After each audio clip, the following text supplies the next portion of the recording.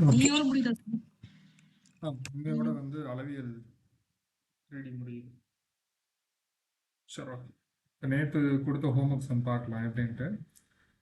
So தடிமன் வந்து 2 metre, உட்புற ஆரம் வந்து 6 மீட்டர், உயரம் வந்து 25 மீட்டர் கொண்ட ஒரு சுரங்க பாதைக்கு வண்ணம் அடிக்கப்படுகிறது. 1 லிட்டர் வண்ணத்தை கொண்டு 10 சதுர மீட்டருக்கு வண்ணம் அடிக்கலாம் எனில் அச்சுரங்கப்பாதைக்கு வண்ணம் அடிக்க தேவைப்படும் வர்ணத்தின் அளவு என்ன? சரி, ஓகே. ஃபர்ஸ்ட் சுரங்கப்பாதை அப்படிங்கிறது வந்து இப்படி இருக்கும். சரிங்களா, ஒரு உருளை வடிவம் தான் அது. சரிங்களா, ஸோ அதுல வந்து உட்புற ஆரம் கொடுத்துருக்காங்க, உயரம் கொடுத்துருக்காங்க. சரி, ஃபர்ஸ்ட் வலைப்பரப்புக்குரிய ஃபார்முலா என்ன? ஏன்னா சுரங்கப்பாதைனா அவங்க உள்ள மட்டும்தான் பெயிண்ட் அடிக்க முடியும், கரெக்டுங்களா? வெளியிலலாம் அடிக்க முடியாது, உள்ள மட்டும்தான் வர்ணம் பூச போறாங்க. அப்போ வலைப்பரப்பு மட்டும் கண்டுபிடிச்சா போதும்.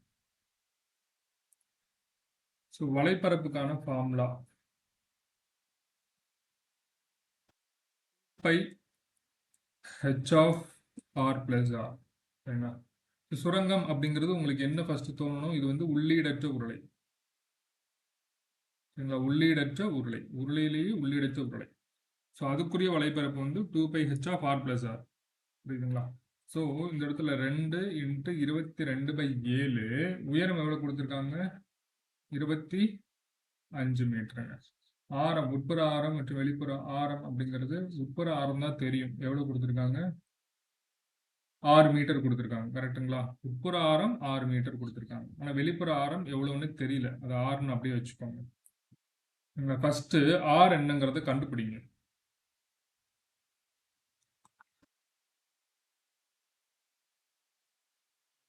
ஆமா, தடிமன் கொடுத்துருக்காங்களா? ஓகே, அப்ப W கொடுத்துருக்காங்க.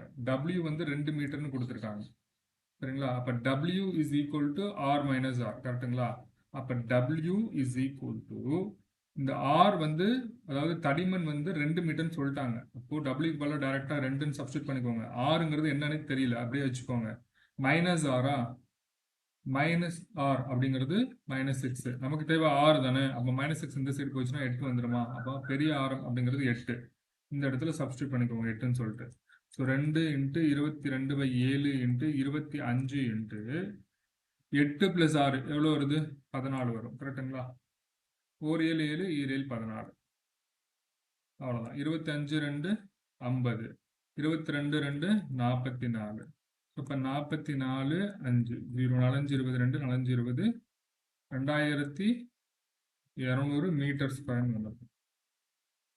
புரியுதுங்களா? 2200 மீட்டர் ஸ்கொயர். 1 லிட்டருக்கு வர்ணம் பூசுறதுக்கு வந்து பாத்தீங்கன்னா 10 மீட்டர் ஸ்கொயருங்க. 1 லிட்டருக்கு 10 மீட்டர் ஸ்கொயர். அப்ப 2200 மீட்டர் ஸ்கொயருக்கு எவ்வளோ அப்படின்னு நீங்க பார்க்கணும். நல்லா கவனிச்சுக்கோங்க. உங்களுக்கு புரியலன்னா இப்படி கூட எழுதிக்கோங்க. இப்படி 1 லிட்டருக்கு 1 லிட்டர் வச்சுட்டு நீங்க 10 மீட்டர் ஸ்கொயர் அடிக்கலாம் அப்படின்னு சொல்றாங்க. அப்ப 2200 மீட்டர் ஸ்கொயருக்கு எத்தனை லிட்டர் தேவைப்படும் அப்படிங்கறதான கொஸ்டின். 1 லிட்டருக்கு 10 மீட்டர். அப்போ 2200 மீட்டருக்கு எத்தனை? ஒன்றும் இல்லை, 10 இருக்குல்ல, 10 எதால பெருக்குனா உங்களுக்கு 2200 வரும்? 10 × 220, கரெக்டுங்களா? அதுதான் இங்க ஆன்சர் வரும், 220. முடிஞ்சு, 220 லிட்டர் தேவை. சரி சரி சரி சரி, ஓகே.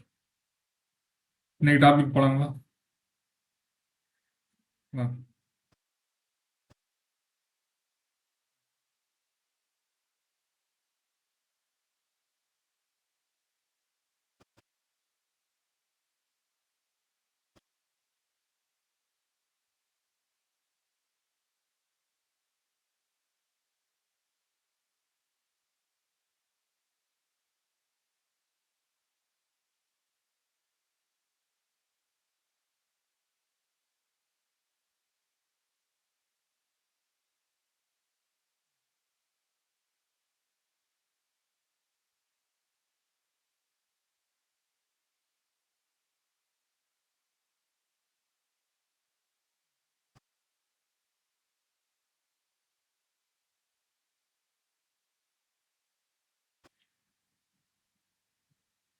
சரி, ஓகே. கோலம் டைட்டில் கொடுத்துக்கோங்க, கோலம்.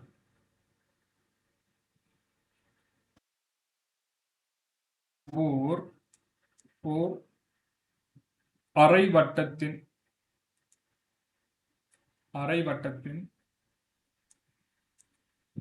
விட்டத்தை அச்சாக கொண்டு ஒரு அரை வட்டத்தின் விட்டத்தை அச்சாக கொண்டு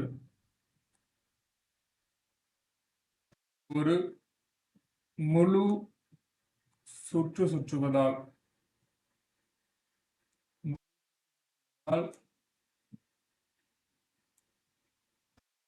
கிடைக்கும் பின்மம் கோலமாகும். கோலங்கிறது எப்படி இருக்கும்? இப்படி இருக்கும். பட்ட மாதிரியே தான் இருக்கும். ஆனா அதுக்கு எக்ஸாம்பிள் வந்து பந்து. சரிங்களா? பந்து, நம்மளுடைய பூமி உருண்டை, இதெல்லாமே கோலத்துக்குரிய எக்ஸாம்பிள். சரிங்களா? ஒரு அரை வட்டத்தை வச்சுட்டு விட்டத்தை வச்சு ஒரு அச்சா சுத்துனீங்கன்னா, அதாவது இப்படி இருக்கு ஒரு அரை வட்டம், அது விட்டத்தை வச்சு ஒரு முழு சுற்று சுற்றுனீங்கன்னா கோலமா வரும்னு அர்த்தம். புரியுதுங்களா? ரைட். ரெண்டாவது பாயிண்ட்.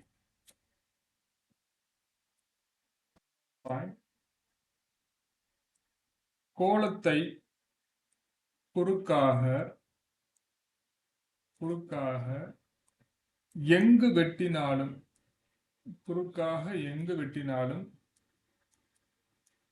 கிடைப்பது வட்டங்கள். கோலத்தை குறுக்காக எங்கு வெட்டினாலும் கிடைத்தது வட்டம். ஒன்றும் இல்லை, ஒரு சும்மா ஒரு பால் எடுத்துக்கோங்க. ஒரு பாலை நீங்க எப்படி வெட்டினாலும் என்ன கிடைக்கும்? மேல ஒரு வட்டம் ஷேப் கிடைக்கும். கரெக்டுங்களா? அப்படி இருக்குன்னா அது ஆஃபா வெட்டினீங்கனாலும் சரி, எங்க வெட்டினாலும் சரி, மேல வெட்டினாலும் சரி, இல்லை கீழே வெட்டினாலும் சரி, உங்களுக்கு ஃபர்ஸ்ட் என்னவா இருக்கும்? ஒரு வட்டம் தான் உங்களுக்கு தோன்றும். சரி, அடுத்த பாயிண்ட், மூணாவது பாயிண்ட்.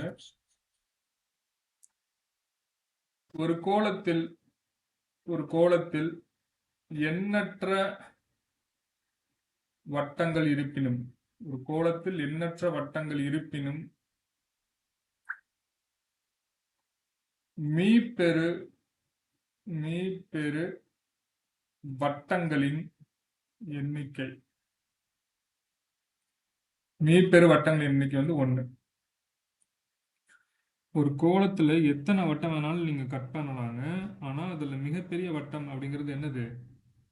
ஒன்னே ஒண்ணுதான். அது என்ன அப்படின்னா அது மையத்தின்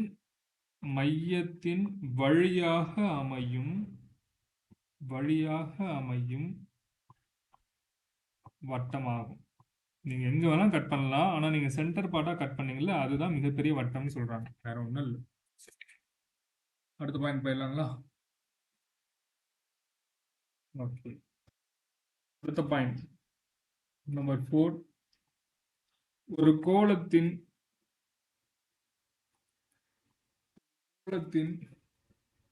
புறப்பரப்பானது உருளையின் வலைப்பரப்பிற்கு சமம். ஒரு கோலத்தின் புறப்பரப்பானது உருளையின் வலைப்பரப்பிற்கு சமம் அப்படின்னு சொன்னவர் யார் அப்படின்னா என்றவர் ஆர்கிமிடிஸ்.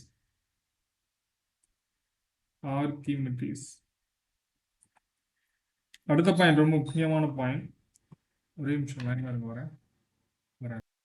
ஓகேங்க. அடுத்த ஒரு முக்கியமான பாயிண்ட், ஒரு கோலத்தின்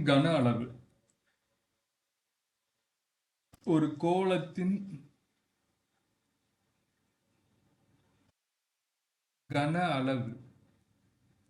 அப்படிங்கிறது 2 × கூம்புகளின் கன அளவு. 2 × கூம்புகளின் கன அளவு. அதாவது 2 கூம்புகளுடைய கன அளவு சேர்த்தீங்கன்னா ஒரு கோலம் வரும் அப்படின்னு சொல்றாங்க. ஒன்றும் இல்லை, அது எப்படின்னு டிரா பண்ணி காமிக்கிற பாருங்க. ஒரு கோலம், இங்க ஒரு கூம்பு இருக்குன்னு வச்சுக்கோங்க. இந்த இருக்கு ஒரு கூம்பு, இது ஒரு ஆரம். இன்னொரு கூம்பு வந்துடுது, இங்க பாருங்க.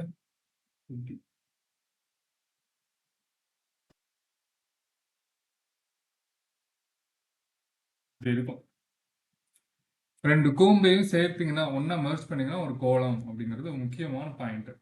சரிங்களா? அது எப்படி வருதுங்கிறது ரொம்ப இன்டெப்த்தாலாம் போக வேணாம். ஜஸ்ட் ஃபார்முலா மாதிரி ஞாபகம் வச்சுக்கோங்க. ஒரு கோலத்தின் கன அளவுங்கிறது 2 கூம்பிலிருந்து கன அளவு, அவ்வளவுதான். ஓகே, இப்ப ஃபார்முலா 2 ஃபார்முலா தாங்க. 2 ஃபார்முலா தான். கோலத்தின் கன அளவு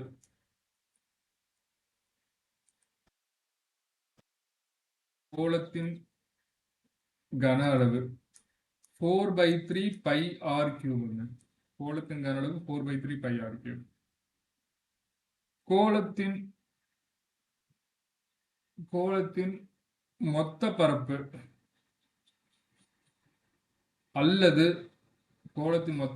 அல்லது புறப்பரப்பு ரெண்டுக்கும் ஒரே ஃபார்முலா தான். 4πr².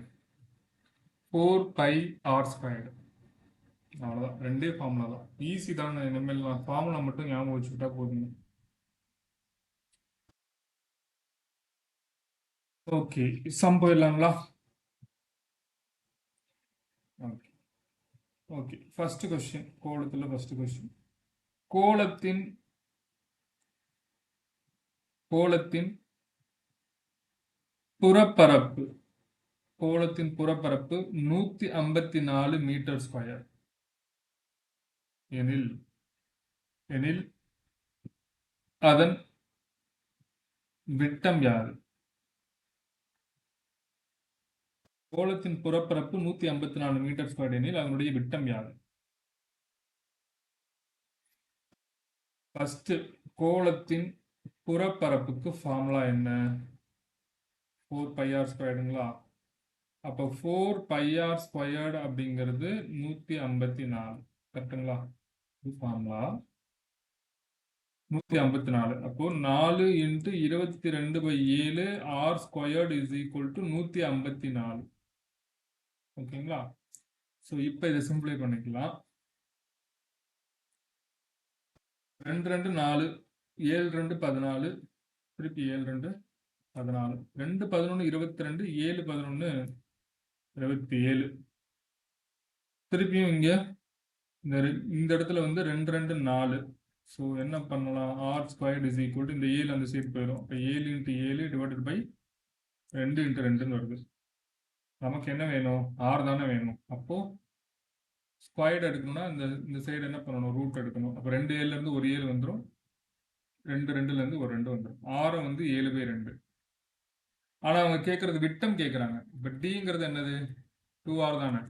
அப்போ 2 × 7/2 கேன்சல் பண்ணிங்கன்னா 7. 7ங்கிறது ஆன்சர். புரியுதுங்களா? நோட் பண்ணிக்கோங்க.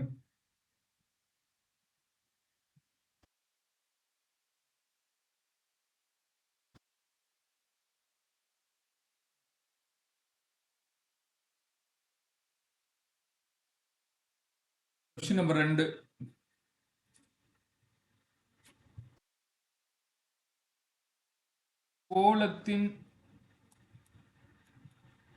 கோளத்தின் ஆரத்தை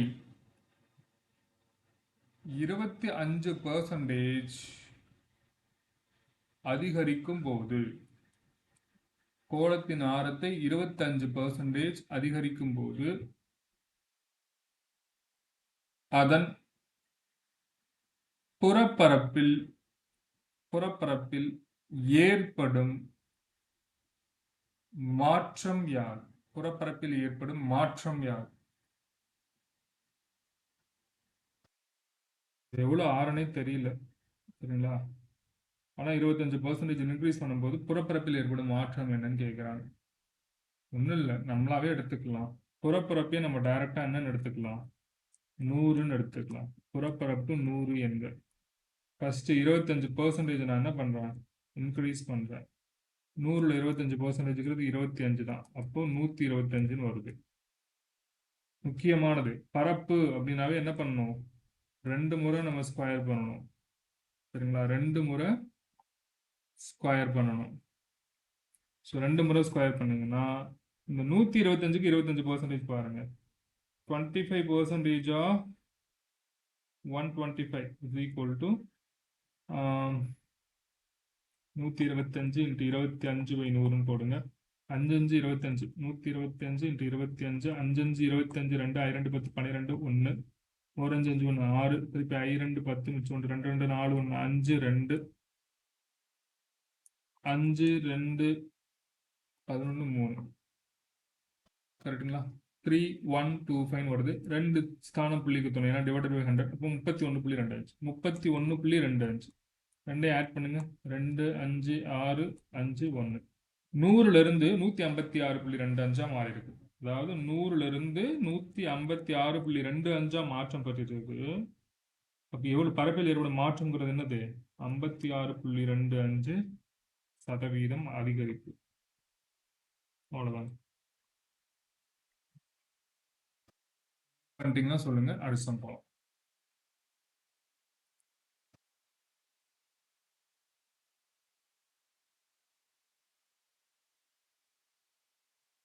விஜயகுமாரி மேடம், ஆக்சுவலா உங்களுக்கு இதுதான் பெரிய டாபிக். இதுக்கப்புறம் சிம்பிளிஃபிகேஷன் கொஞ்சம் பெரிய டாபிக். இது எல்லாமே குட்டி குட்டி டாபிக், சரிங்களா? இதுக்கப்புறம் உங்களுக்கு செவ்வாய் மற்றும் வியாழன் மட்டும் இருந்தா போதும்ல கிளாஸ். டெஸ்ட் மட்டும் நான் கொடுத்துட்றேன். ஷெடியூல் உங்களுக்கு நான் கண்டிப்பாக இன்ஃபார்ம் பண்ணிடுவேன். ஸோ அதுக்கு மட்டும் நீங்கள் கொஞ்சம் டெய்லி கூட காண்டாக்ட் பண்ணிக்கோங்க. ஏதாச்சும் டவுட்னா தாராளமாக டெய்லி நீங்கள் பேசுங்க, வாட்ஸ்அப்பில் அனுப்புங்க, சரிங்களா? மற்றபடி கிளாஸ் வந்து இதுக்கப்புறம் செவ்வாய் மற்றும் வியாழன் கொண்டு போகிற மாதிரி இருக்கும். ஏன்னா எல்லாமே டாபிக் ஒரு ஒரு நாளில் முடிச்சிடலாம். சிம்பிளிஃபிகேஷன் மட்டும்தான் கொஞ்சம் டைம் எடுக்கும். 2 கிளாஸ் எடுக்கலாம். ம். ஆமாம் ஆமாம். ஓகே தானே? ஆ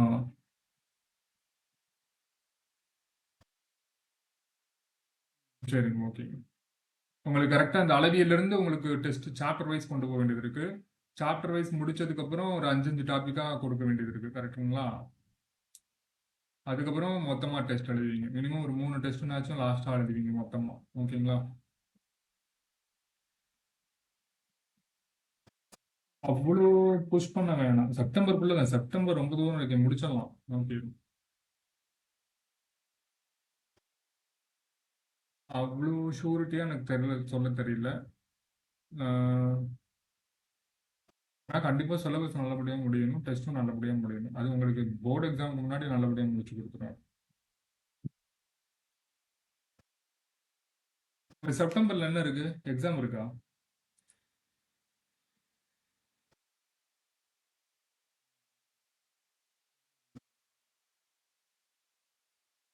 அடுத்த போலாங்களா? சரி.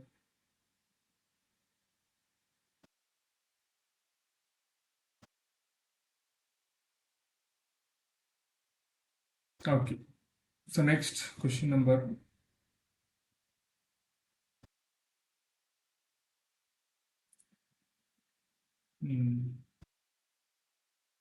அளவியல் வரும், அதே மாதிரி உங்களுக்கு வயதுகள் கணக்கும் வரும், ஆட்கள் நாட்களும் வரும் உங்களுக்கு, சரிங்களா? உங்களுக்கு எந்த டவுட்ஸ்னாலும் வயதுகள் கணக்கு வந்துருச்சு. ஓகேங்களா உங்களுக்கு?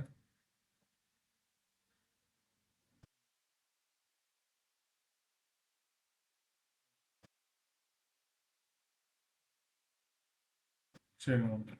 சரி, சாமி நோட் பண்ணிக்கோங்க. இரு கோளங்களின் இரு கோளங்களின் ஆர விகிதம் வந்து 4:7 எனில் அவை அவை இரண்டின் கன அளவு விகிதம் யாது? இரு கோளங்களுடைய ஆர விகிதம் வந்து 4:7 எனில் அவை இரண்டின் கன அளவுகளின் விகிதம் யாது? ஒன்றும் இல்லைங்க. R1 அப்படிங்கிறது 4, R2 அப்படிங்கிறது 7, சரிங்களா? கோளங்களுடைய கன அளவு உங்களுக்கு தெரியும், 4/3 பை ஆர் கியூபு. ஆனால் இங்கே 2 கோளங்களுடைய கொடுத்துருக்கனால 4/3 pi R cube 1, 4/3 pi R cube 2. புரியுதுங்களா? இப்போ இதை சப்ஸ்டிட் பண்ணிக்கலாம். 4/3 பை R1 கியூபுக்கு வந்து 4 கியூப்னு வச்சுக்கோங்க. 4/3 பை R2க்கு வந்து 7 கியூப்னு வச்சுக்கோங்க. 4/3 கேன்சல் ஆயிரும், பை கேன்சல் ஆயிரும். அது மாதிரி நன்னாங்க 16, 16 நாள் 64, 7 49, 49 7, 9 63, 6 7 28, 30 34, 343 ஆன்சர்.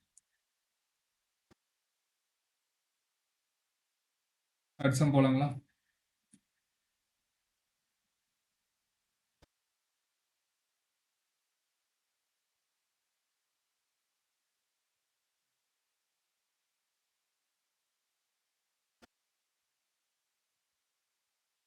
Question number 4. இது வந்து உங்களுக்கு ஹோம்ஒர்க். இதுக்கு முன்னாடி பார்த்த மாடல் தான். கோள வடிவ பலூனில் காற்று உந்தப்படும் போது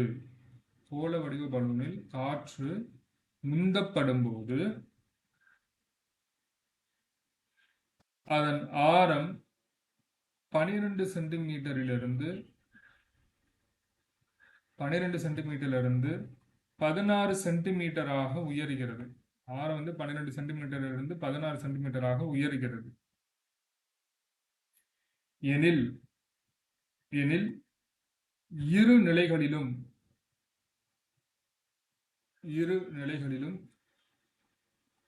அதன்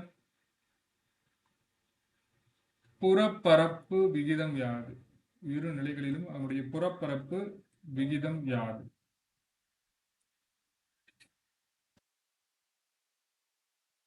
R1 கொடுத்திருக்காங்க 12, R2 வந்து 16. வேற ஒண்ணுமே இல்லை. புரியுதுங்களா? புறப்பரப்பு விகிதத்துக்கான ஃபார்முலா உங்களுக்கு தெரியும். 4πr. விகிதம் எழுதும் போது 4πr1 4πr squared 4πr1 squared 4πr2 squared. அவ்வளவுதான். இதை நீங்க சால்வ் பண்ணிக்கோங்க. ஆன்சர் மட்டும் கொடுக்கிறேன். 9:16 வரும்.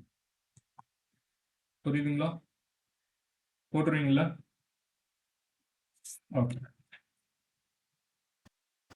அடுத்தது கொஸ்டின் நம்பர் 5. Question number 5. ஒரு உலோக கோளமானது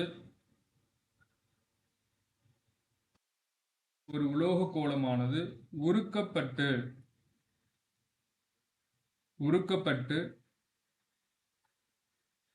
சிறு சிறு கோளங்களாக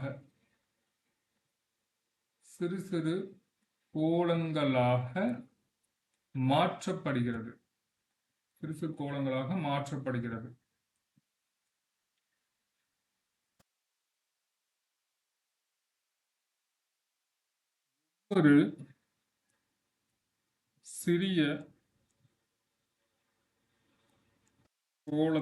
ஒவ்வொரு சிறிய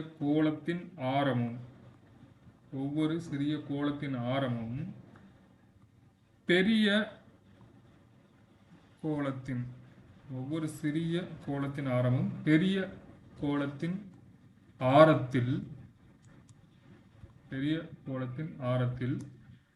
4ல் ஒரு பங்கு எனில் எத்தனை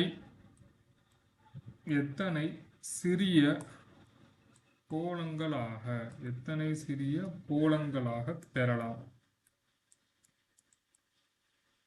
கொஸ்டினை ஃபர்ஸ்ட் உள்வாங்கிக்கலாம். ஒரு உலோக கோளமானது உருக்கப்படுகிறது, சிறு சிறு கோளங்களாக மாற்றப்படுகிறது. சரி, ஒரு பெரிய இரும்பு கொண்ட சின்ன சின்ன கோழி கொண்டா மாத்துறாங்கன்னு ஞாபகம் வச்சுக்கோங்க. ஒவ்வொரு சிறிய கோளத்தின் ஆரமும்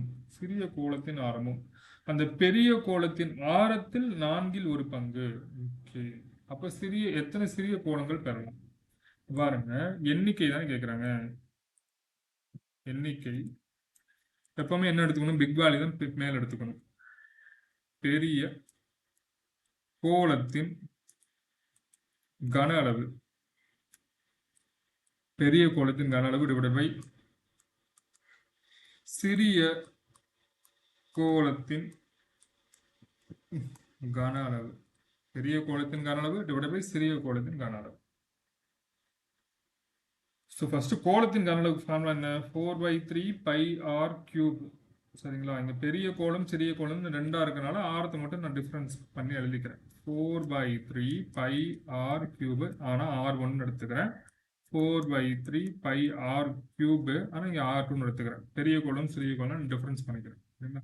இந்த 4/3க்கு 4/3 கேன்சல் ஆகும், பைக்கு பை கேன்சல் ஆகும். ஸோ அங்க ஒரு லைன் கொடுத்துருக்காங்க பாருங்க சம்ல. அதாவது ஒவ்வொரு சிறிய கோளத்தின் ஆரமும், அதாவது R2. சரியா? ஒவ்வொரு சிறிய கோளத்தின் ஆரமும் பெரிய கோளத்தினுடைய ஆரத்தில் 4ல் ஒரு பங்கு, அதாவது R1ஓட 4ல் ஒரு பங்கு 1/4 ஆஃப் R1. இது முக்கியம் இந்த ஸ்டெப். இது தெரிஞ்சால் நீங்கள் என்ன பண்ணுவீங்க, டைரெக்டாக நீங்கள் R2க்கு பதில் இதை சப்ஸ்டியூட் பண்ணிடுவீங்க. அதாவது இங்கே பாருங்க, R1 கியூப் மேலே வச்சுப்பீங்க, R2க்கு பதில் 1/4 இன்ட்டு R1 கியூப்னு வச்சுப்பீங்க. இது எப்படி மாற்றி எழுதலாம், இந்த பகுதி இருக்குல்ல அது மேலே போயிடும். That means 4R1 cube divided by R1 கியூப்னு இருக்கும். சரிங்களா? ஸோ அடுத்தது இங்கே பாருங்க, இது கேபிட்டல் ஆர் இல்லை, ஸ்மால் ஆர் தான். இந்த R1 கியூபுக்கும் இந்த R1 கியூபுக்கும் உங்களுக்கு கேன்சல் ஆயிடும். இந்த 4 வந்து இந்த கியூபுக்கும் வரும். சரிங்களா? அப்போ நன்னாங்க 16 64ன்னு வரும். 64ங்கிறது ஆன்சர்.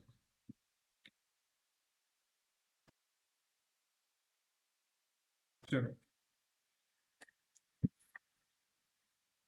ஒரு உலோக கோலமானது உருக்கப்பட்டு சிறு சிறு கோலங்களாக மாற்றப்படுகிறது. ஒவ்வொரு சிறிய கோலத்தின் ஆரமும் பெரிய கோலத்தின் ஆரத்தில் 1/4 பங்கு. அதாவது ஒன்றும் இல்லை, பாருங்க, சிறிய கோலம் அப்படிங்கிறது, சிறிய கோலத்தினது ஆரம் அப்படிங்கிறது R2ன்னு எடுத்துக்கிறேன். பெரிய கோலத்தின் ஆரத்துல 1/4 பங்கு, அதாவது கா பங்கு. பெரிய கோலத்தினுடைய ஆரம் என்னவோ அதோட கா பங்கு தான் சிறிய கோலத்தின் ஆரம். இப்போ பெரிய கோலத்தின் கன அளவு டிவைட் பை சிறிய கோலத்தின் கன அளவுங்கிறத எண்ணிக்கை குறிப்பாங்களா. மேலே வந்து 4/3 pi R1 cube divided by 4/3 pi R2 cube. R1 அப்படிங்கிறது பெரிய கோலத்தின் ஆரம், கேபிட்டல் R1. சரிங்களா? பெரிய கோலத்தின் ஆரம், இந்த ஸ்மால் R1. R2ங்கிறது சிறிய கோலத்தின் ஆரம். புரியுதுங்களா? R1 R2. இப்போ நீங்க என்ன பண்ணுவீங்க, 4/3க்கு 4/3 கேன்சல் பண்ணுவீங்க, பைக்கு பை கேன்சல் பண்ணுவீங்க. நான் என்ன சொல்றேன்னா, R2 இருக்குல்ல, இந்த கீழே இருக்குல்ல R2, அந்த R2க்கு பதில் ஏற்கனவே நீங்க ஒன்று வச்சிருந்தீங்களா 1/4 R1, அதை நீங்க போட்டுக்கோங்க 1/4 R1. சரிங்களா? R2க்கு பதில் ஆல்ரெடி இருக்கிற 1/4 R1 நான் இங்க சப்ஸ்டிட் பண்ணிட்டேன். ஸோ ஹோல் கியூப்னு வந்துருக்கு. இந்த கீழே பகுதியில் இருக்கிறது மேலே தொகுதிக்கு போயிடும். சொல்லுங்க சொல்லுங்க.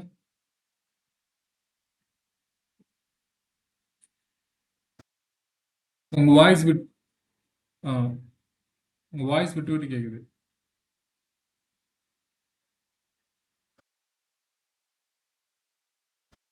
R2 ஏன் நம்ம 1/4 இன்ட்டு R1 போட்டிருக்கோம்னு கேக்குறீங்களா?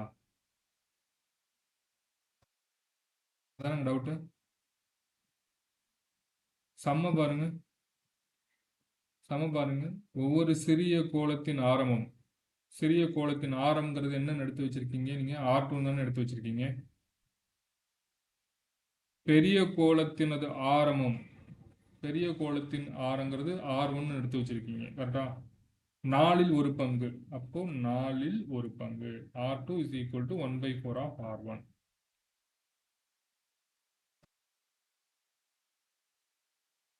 என்னமா?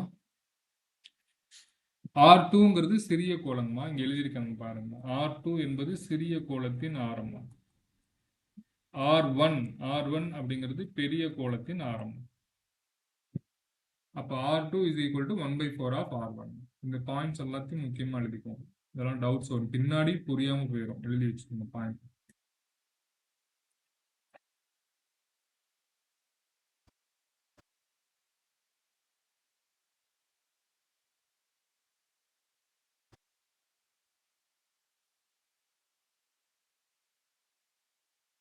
அடுத்த சம் போலாங்களாமா? டிஸ்கனெக்ட் பண்ணிட்டு வேணா வாங்கம்மா, நெட் ப்ராப்ளம். அடுத்த சம் போலாம்ல?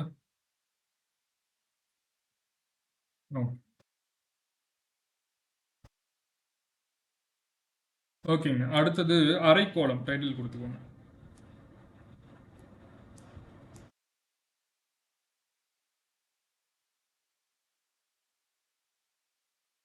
அரைக்கோளம். அரைக்கோளம் எப்படி இருக்கும்?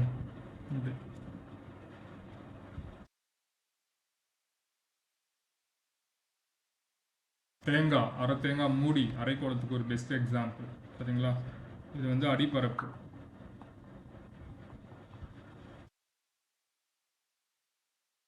இது வந்து அடிப்பரப்பு, இது எல்லாமே வலைப்பரப்பு.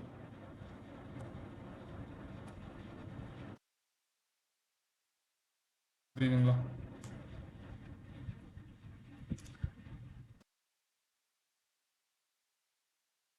ஓகே ரைட், எழுதிக்கோங்க. ஒரு திண்ம கோளத்தை என்னன்னா ஒரு திண்ம கோளத்தை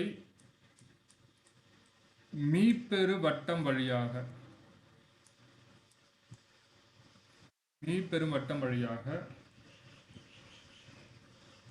ஒரு தளத்தில் வெட்டும் பொழுது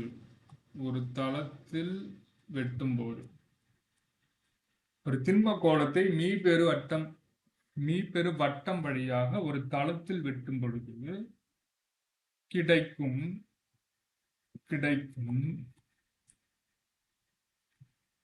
கோளத்தின் ஒரு பகுதியே அரைக்கோளம்.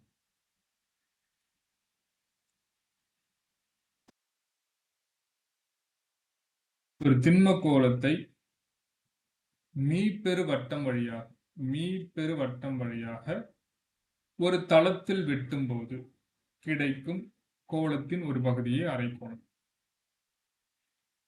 ஃபார்முலா எழுதிக்கோங்க.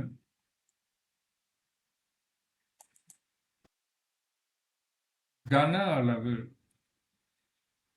அளவுங்கிறது 2π3 πr3. இரண்டாவது, புறப்பரப்பு அல்லது வலைப்பரப்பு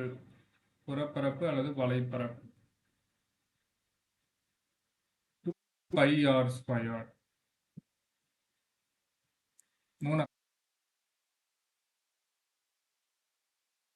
மொத்தப்பரப்பு அல்லது மொத்த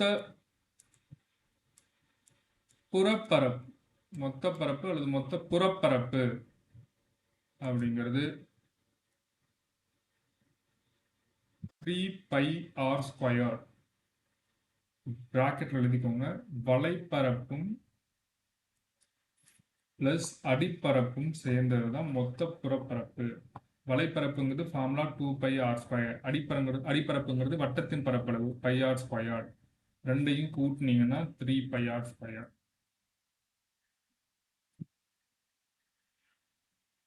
ஸோ நாலாவது ஒரு சின்ன ஏற்கனவே பார்த்ததான், பட் இருந்தாலும் நோட் பண்ணிக்கோங்க. அரைக்கோளத்தின்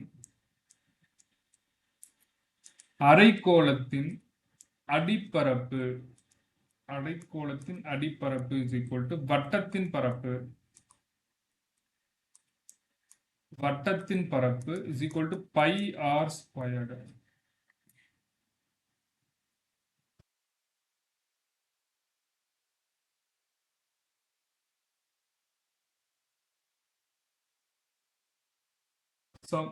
சம் போலாங்களா?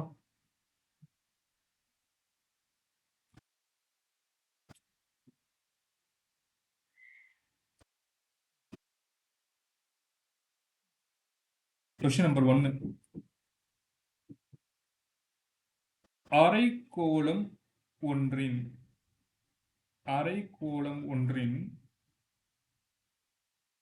அடிப்பரப்பு 1386 மீட்டர் ஸ்கொயர் எனில் அதன் புறப்பரப்பு யாது? அரைக்கோளத்தோட அடிப்பரப்புக்கு ஃபார்முலா என்னது? πr². πr² அப்படிங்கிறது 1386. புறப்பரப்பு என்ன அப்படின்னு கேட்குறாங்க. புறப்பரப்பு ஃபார்முலா என்னது? 2πr². கொடுத்துருக்கிற வேல்யூ அப்படியே 2ஆல பிரிக்கிறீங்க, அவ்வளோதான் ஆன்சர். 2 × 1386. 6 12 மிச்சம் 8 16 17 மிச்சம் 1 2 6 1 7 22 2772 மீட்டர் ஸ்கொயர்.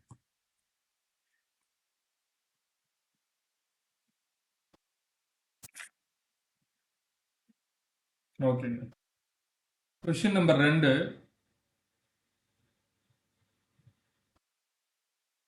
ஒரு கோளம் மற்றும்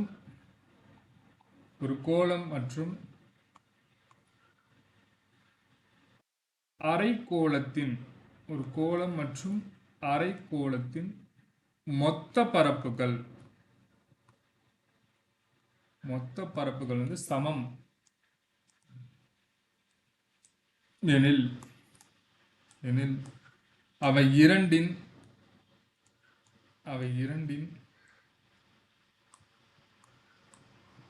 கன அளவுகளின் விகிதம் யாது?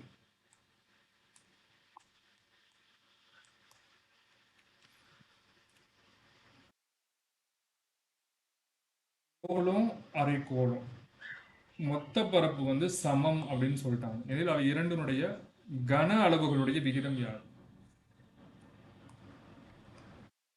ஃபர்ஸ்ட் கோளத்தோட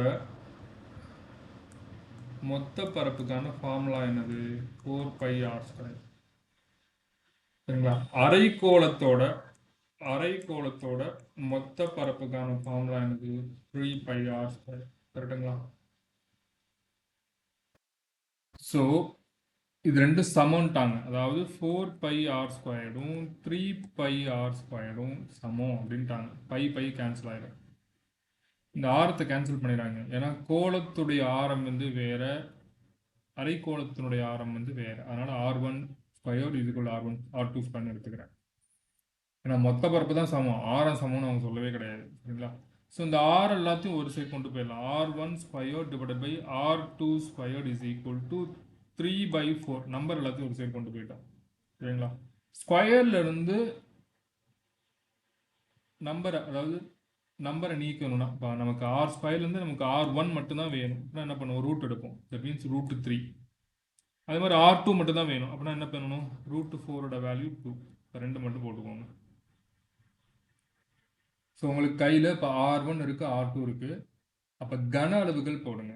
கன அளவுகள் முறையே ஃபார்முலா என்னங்க?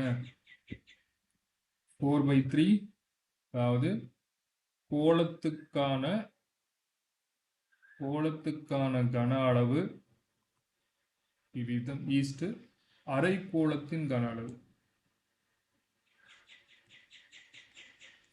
அரைக்கோளத்தின் கன அளவு 4/3 πr1³ east 2/3 πr2³. Bike cancel ஆயிரும், 3க்கு கேன்சல் ஆயிரும். ஸோ இங்கே வந்து 2 2 2 2 4 இருக்கும். சரிங்களா? அப்போ இங்கே என்ன இருக்கும்? 2r1³ ஈஸ்ட் r2³ இருக்கும். r1 முன்னாடி என்ன எழுதி வச்சிருக்கீங்க? r1ங்கிறது இங்கே பாருங்க √3, r2ங்கிறது 2. அது அப்படியே இங்கே சப்ஸ்டிட் பண்ணிக்கோங்க. ஸோ 2 × √3^3, r2ங்கிறது 2³. சரிங்களா? ஸோ இப்போ இது பாருங்க √3 × √3 × √3. √3 × √3ங்கிறது வெறும் 3 √3ன்னு வரும். ஓகேங்களா?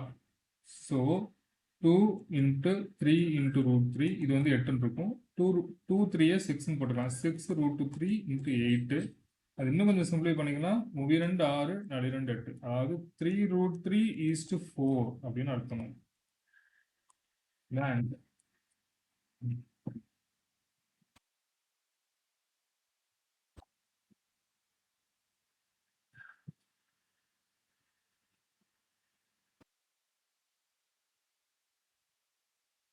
அர்த்தம் போலாங்களா?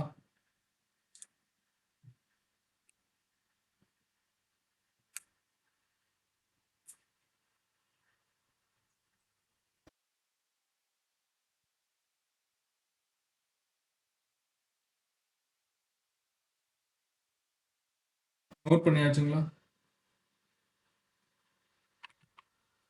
Okay right. Okay right. அடுத்தது கொஸ்டின் நம்பர் 3.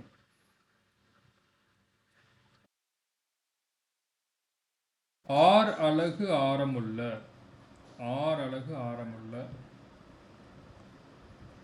ஒரு அரைக்கோளத்திலிருந்து 6 அலகு ஆரமுள்ள ஒரு அரைக்கோளத்திலிருந்து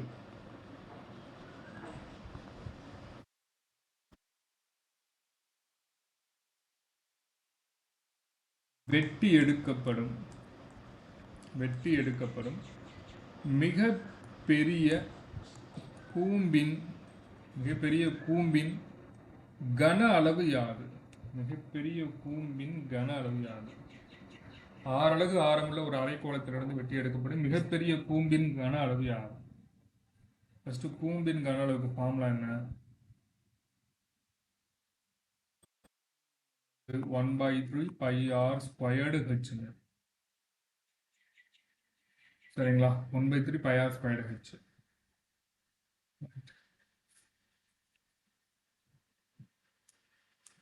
ஃபர்ஸ்ட் ஒரு அரைக்கோளம் எப்படி இருக்குன்னு பாருங்க. இங்க பாருங்க, இப்படி இருக்குமா? ஒரு அரைக்கோளம் இப்படி இருக்கும். அதனுடைய ஆரம் இப்படி இருக்கும். ஆரம், இதுவும் ஆரம் தான். ஸோ இதுவும் ஆரம் தான். சரிங்களா? ஸோ ஃபார்முலா பாருங்க எப்படி அப்ளை பண்றோன்னு. 1/3 pi r square into h is equal to ஆரம் தான் நம்ம எடுக்க போகிறோம். ஏன் சார் அப்படின்னா, இங்கே பாருங்க, ஒரு கோலத்தில் வந்து ஆரம் தான் இங்கே வந்து ஹெச். இங்கே பாருங்க, இப்படி இருக்கும். ஒரு அரைக்கோளத்திலிருந்து வெட்டி எடுக்கப்பெரிய மிகப்பெரிய கூம்புங்கிறது இப்படி இருக்கும். கூம்பு தான். சரிங்களா? அப்போ கூம்புக்கு வந்து பாத்தீங்கன்னா இது வந்து ஹெச். கூம்பா பாத்தீங்கன்னா இது வந்து இது ஹெச். இதே அரைக்கோளமா பாத்தீங்கன்னா இங்க வந்து ஆறு. ஸோ ஹெச்சுக்கு பதிலாக நம்ம என்னன்னு போட்டுக்கலாம்? ஆர்னே போட்டுக்கலாம். ஸோ ஆர்னே எடுத்துக்கோங்க. ஆன்சர் 1/3 பை ஆர் கியூப் அப்படிங்கிறது தான் ஆன்சர்.